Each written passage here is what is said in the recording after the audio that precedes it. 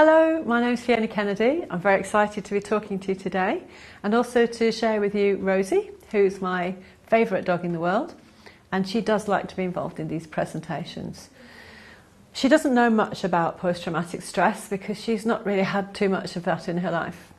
But I wanted to talk to you today about post-traumatic stress reactions and working with those.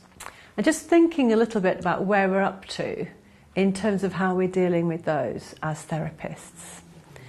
So in the recent years we've had many tools come on board for us in terms of dealing directly with trauma.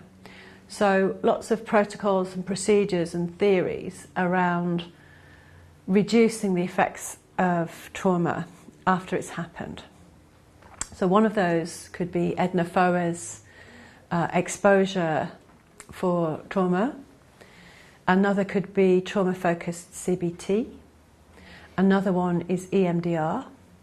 There's also a developing ACT for trauma.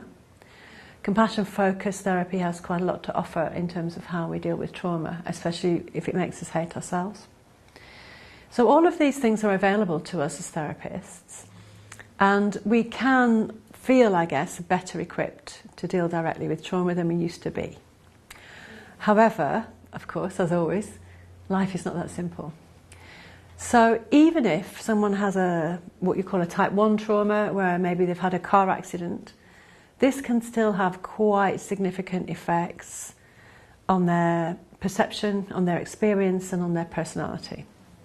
And if someone has a history of severe child abuse and neglect, particularly at the hands of a carer, they may have more severe effects. So they may have a fragmented personality structure as a result of dissociation. They may have inability to feel, constant numbing out. They may have physiological reactions. And in particular, they may have dissociative reactions. So I've made a separate little video about that. But it's important as therapists for us to tune into whether we've got a fight or flight reaction on our hands or a shutdown reaction on our hands, or a bit of both, because that's going to determine how we proceed with the treatment.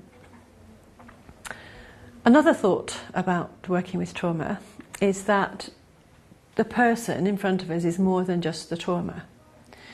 So the person's life is likely to be one of avoidance, one of trying to steer away from, duck and dive away from being hurt.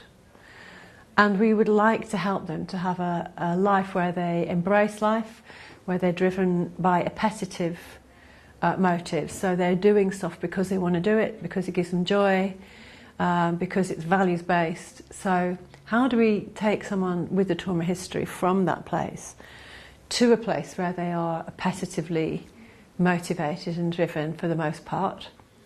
So those are my thoughts on trauma.